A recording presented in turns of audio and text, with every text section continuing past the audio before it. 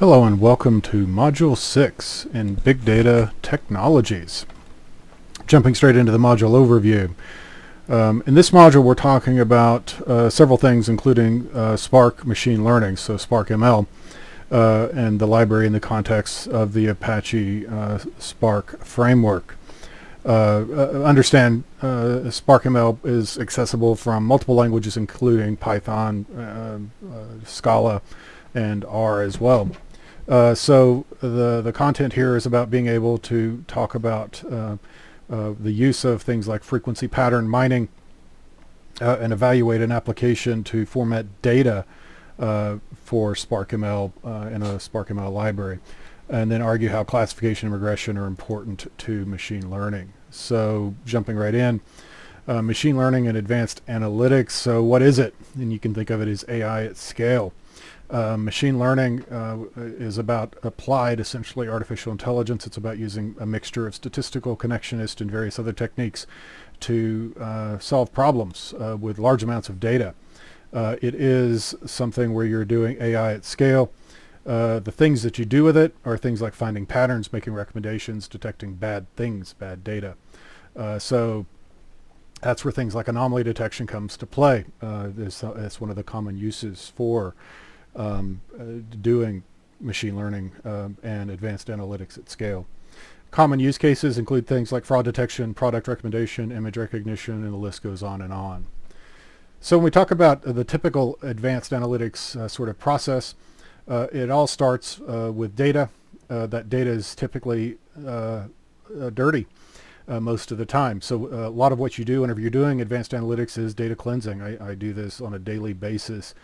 You start with the assumption that the data is bad, that it is not intended for what you're trying to use it for, that it will contain noisy information. And if you have noisy information inside of your data, you're not going to be successful in any kind of modeling of it. You can think of it in terms of there's this concept of the ground truth, and the truth is what something really is. And if you're doing something like doing a classification or whatever, and you're doing something that is structured learning, so you do know the answer, but the answer is not necessarily right, then you're going to, at best, approach the level of accuracy inside of that data. So if your data is wrong 15% of the time, you're going to do good to get close to 85%, and you may actually do poorer than that as far as accuracy goes. So it's important to spend a lot of time doing things like cleansing, feature engineering, and so on. The data often comes in from various formats, and typically speaking, you want to convert it to a common format in your data lake. And that's kind of what we're talking about here, is that clean and structured is going to be essentially a refined zone in a data lake environment. And then you're going to do some stuff where you're doing modeling and some analytics techniques. You're going to spend a fair amount of time doing some tuning. We often use fancy words like hyperparameters, which is nothing more than the knobs you turn on your particular type of models. Then you're going to do some valuation, and there's typically some loops in there. So you don't necessarily make it one time through.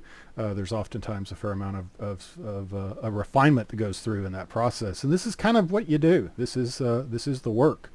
The domain may change, but you do the same thing if you're doing something like speech recognition or image processing or whatever it might be. This is kind of what you do. When we talk about types of learning, there's at least three, probably more. So supervised is the most common, and unsupervised. Those are the two that you'll hear most of the time. So supervised learning is whenever you have labeled data. It simply means that you know what the data is. So if you're doing something like analysis of the Titanic data set, you know on your training data if the individuals that are associated with that data survived or perished in the disaster.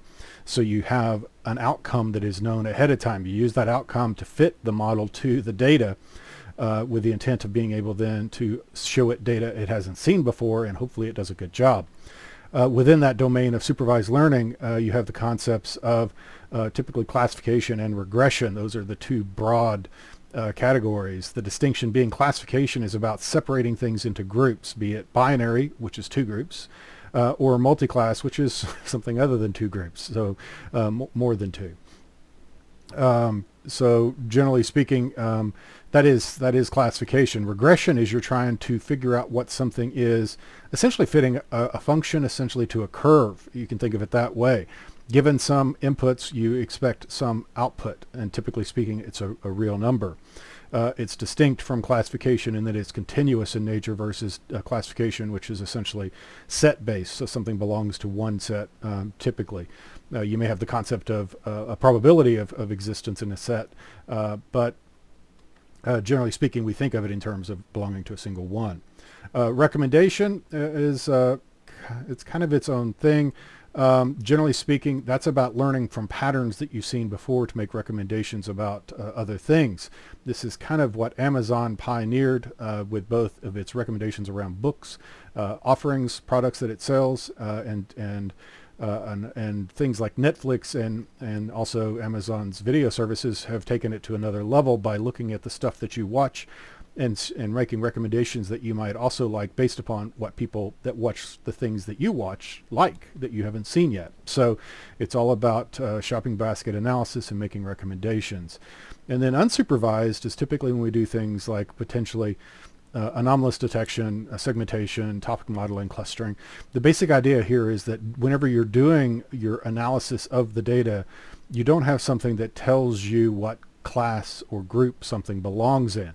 So if you're doing unsupervised learning and maybe doing clustering, you might have a sense of how many clusters there are, but you don't know for any given data what cluster they belong to. And in fact, they may belong to different clusters depending upon where you start the centers of your clusters. So it's an interesting topic.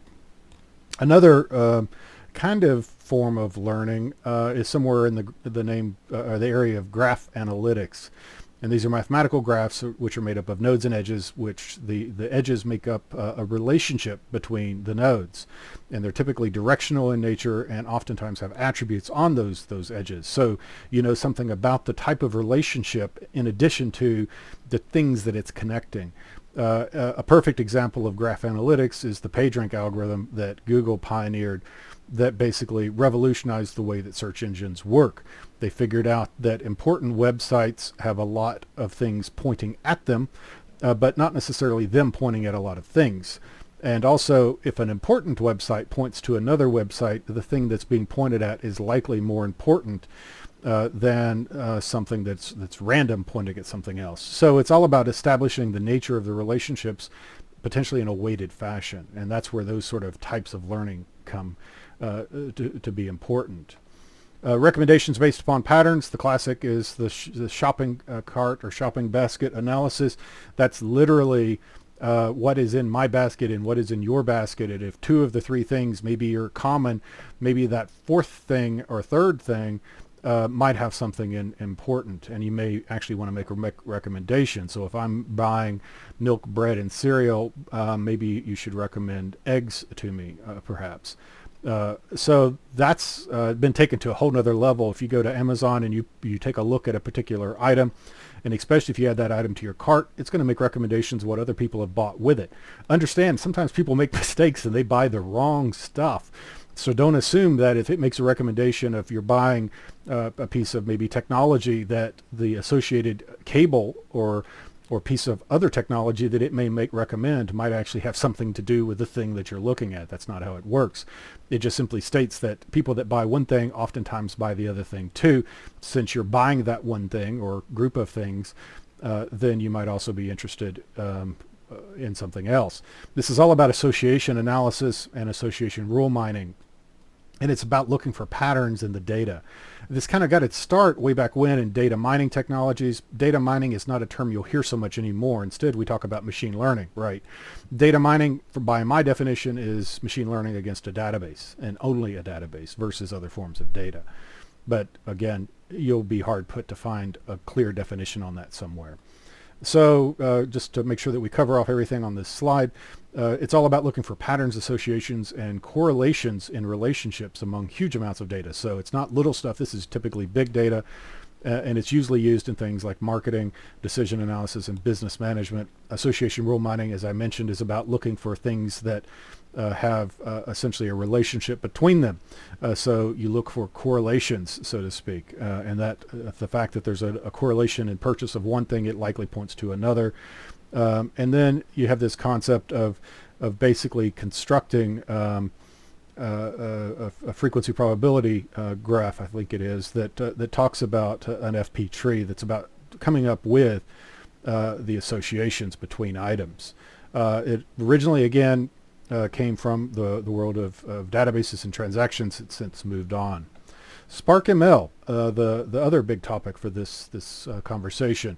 SparkML is a machine learning set of libraries that does kind of what sklearn does, or scikit-learn. It very much makes it better and faster, and it does so in a similar sort of way of doing a pipeline sort of architecture, but in a distributed fashion. You have interfaces for getting data, you have feature engineering and feature selection, you do some training on large size clusters, and it can be either supervised or unsupervised. It seems to support most of the common machine learning models that you might be interested in. There's this concept of transformers, which is around converting data, estimators, which is how you basically are going to use to do the training of your model, and then evaluators to determine how well you did. And again, it's very much of a sequence of events that you create together and essentially define basically an array of operations that are going to be done, and it does them in a distributed and powerful way. So I'd like to have, I'm hoping to be able to talk about this on Wednesday. A fair amount of preparation, though, to get it done, but hopefully I'll be able to show something anyway. It's not necessarily in scope for what we're doing, but it's a really cool topic, so I'll try to run it in if I can. Moving over to deliverable 6.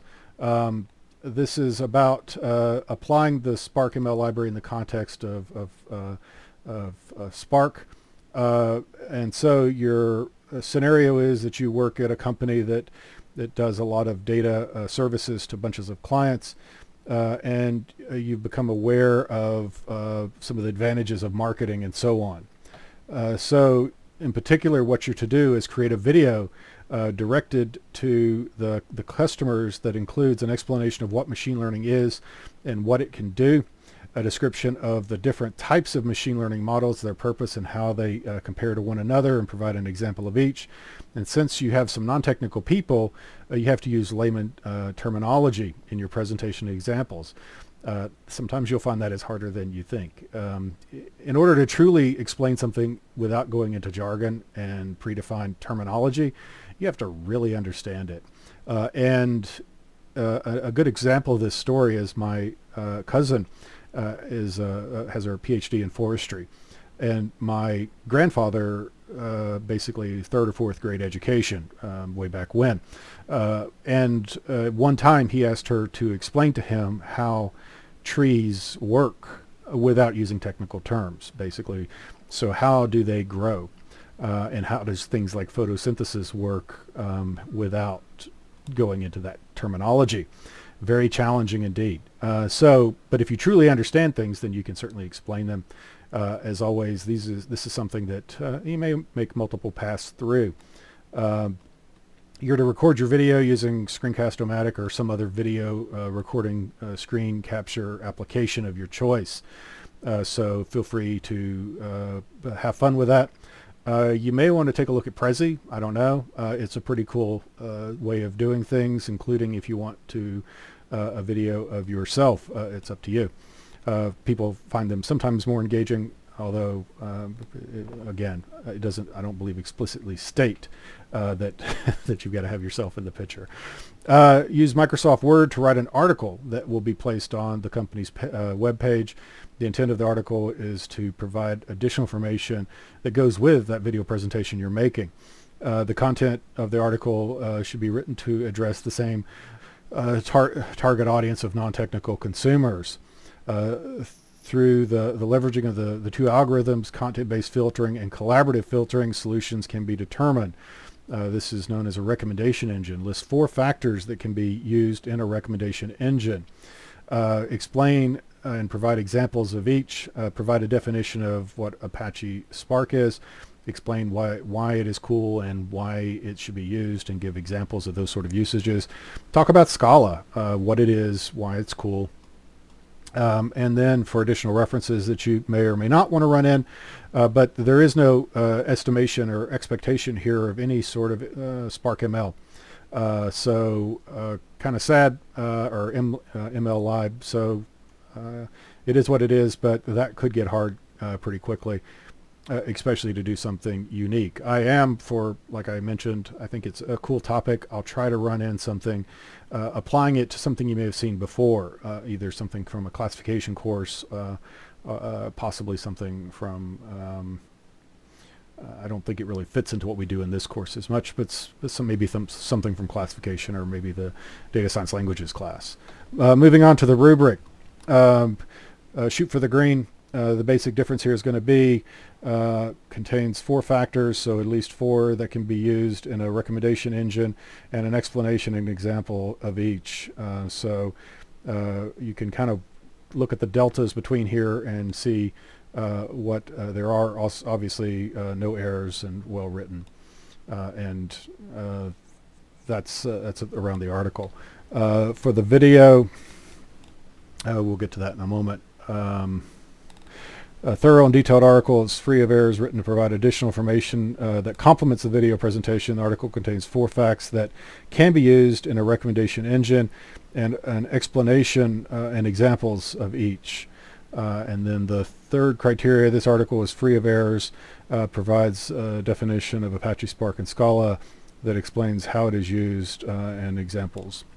So that's pretty much it for deliverable 6. Moving on to the capstone, deliverable 7.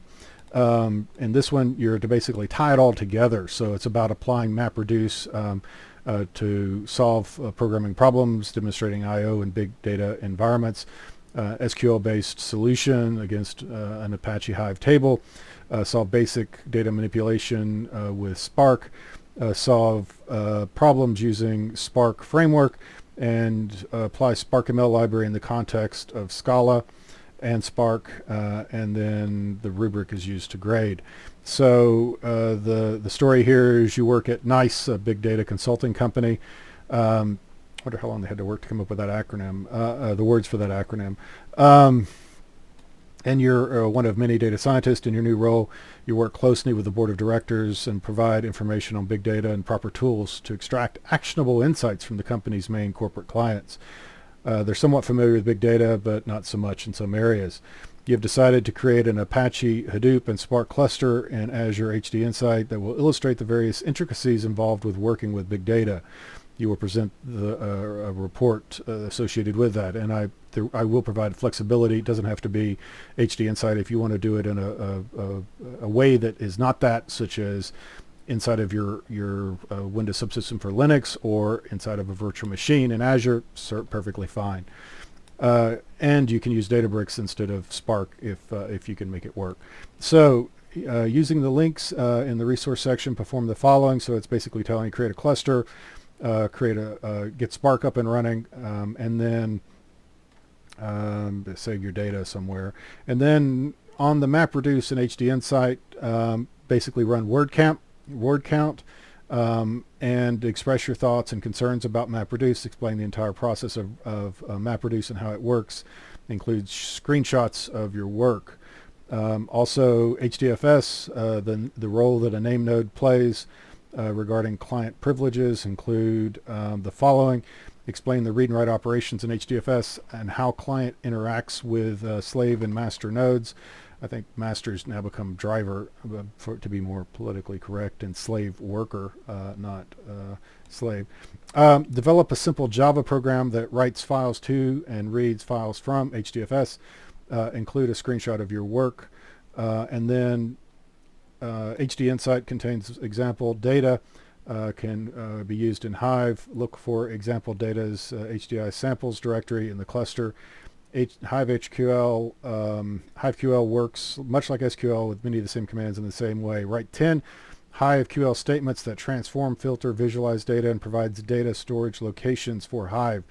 Show your work and provide an example for each statement. And there are other example Hive data that is available for you as well, not just inside of HD Insight. Spark basically is taken over from Hadoop. Hadoop's based upon batch processing, Spark, lots of processing. So and it's obviously much faster. So you're asked to create a Jupyter notebook, write 10 Spark commands that transform, filter, and visualize data, show your work, and provide an example for each statement. Feel free to use Databricks for this. It is an appropriate use. Jupyter notebooks and Databricks notebooks are essentially interchangeable. There's some things you can do in Jupyter you can't do in Spark, but not an awful lot. So Scala is roughly 10 times faster than Python. I don't know if that's necessarily still true, but anyway, so you're basically here to create a Jupyter notebook, select Scala to view the examples of prepackaged notebooks that contain Scala code. Try experimenting with one or two of these examples. Write a thorough review of your observations and any outcomes. Feel free to use any of the notebooks that I've shared with the class as well. And also Databricks has a ton of notebooks out there that you can use. So if you look for Databricks sample notebooks or example notebooks and keep them ideally limited to Scala, that's fine. One of the things that you might find now, though, that claiming that it's 10 times faster, I don't know that that's going to be true. And the reason why is that, sure, Python's interpreted, Scala is compiled essentially to some extent, but the way that Python works inside of Spark is that you're essentially constructing the directed graph, if you will, the directed acyclic graph that controls what operations are going to occur across the cluster. It goes through a process of basically creating its plan, if you will, and then it starts executing its plan. So the actual amount of time that the Python is executing most of the time is very small. Instead, it's going to be doing Spark stuff across the cluster. So the delta between Python and Scala is probably going to be pretty small. But do feel free to take a look at some Spark ML lib and notebooks, and feel free to talk about them as you see fit. As you've mentioned above, Apache Scala Spark framework is also used to and supervised machine learning in conjunction with Spark ML packages on Spark. Spark ML is used in big data applications that have been built using data pipelines. The Spark ML utilizes data frames as the foundations for its machine learning API. Define and explain what a machine learning data pipeline is and how the Apache Spark framework can be used for their development. So there's lots of good examples of that. Spark ML is the ML lib is bigger than a bread box, so to speak, but at the same time, very cool and very interesting. I'll do my best to provide some additional color and comments around this, so hopefully the resources there will be pretty useful for that final effort. Again, you're not actually being asked to create an implementation that is unique to yourself of the application of Spark ML lib. Instead, you're basically finding existing examples, making sure you reference those examples, obviously, and then providing some color commentary to them. Here are some resources that are appropriate to this material, and lots of stuff here because this is pulling together pretty much things that have been done across the entire course. The rubrics, and there are quite a few. This is going through that's talking about the report that's talking about word count. And using the three methods provided to compare and contrast the benefits and drawbacks of the map reduced, define how it works, and screenshots and processes that have been included. Feel free to reuse material from previous submissions as well. So if you got pretty close the first time through, feel free to use that this time through as well. The report explains in the reads and writes operations involved in HDFS, how the client interacts with the slave and master nodes, and included screenshots of a Java program that writes to and reads from HDFS. Again, you feel free to do that inside of a local instance of Ubuntu, such as inside of Windows Subsystem for Linux, or inside of a virtual machine in the cloud or locally. Either one is perfectly fine. You are not required to stay in HD Insight for this. And arguably it may not make it that much easier for you. And then write 10 Hive QL statements that basically talk about transforming, filtering, and visualizing data. Probably want to do some crazy stuff there, like some group bys and order bys and various other projection selections and so on. Talk a little bit about the storage locations for Hive of where you can store your data, along with the correct examples of the work completed an explanation of each statement included. So I think that one's fairly explanatory. On the fourth one, which is a duplicate for some reason, so I need to review that. Criterion 5 is your report in Scala that talks about observations and outcomes, and it's free of errors. And then the report defines what machine learning data pipelines are and how they work inside of Apache Spark and why they are compelling and powerful. And with that, I've reached the end of my material. As always, if you have questions about the stuff I've talked about, let me know. That's what I'm here for. Stay safe, and we'll talk again on Wednesday.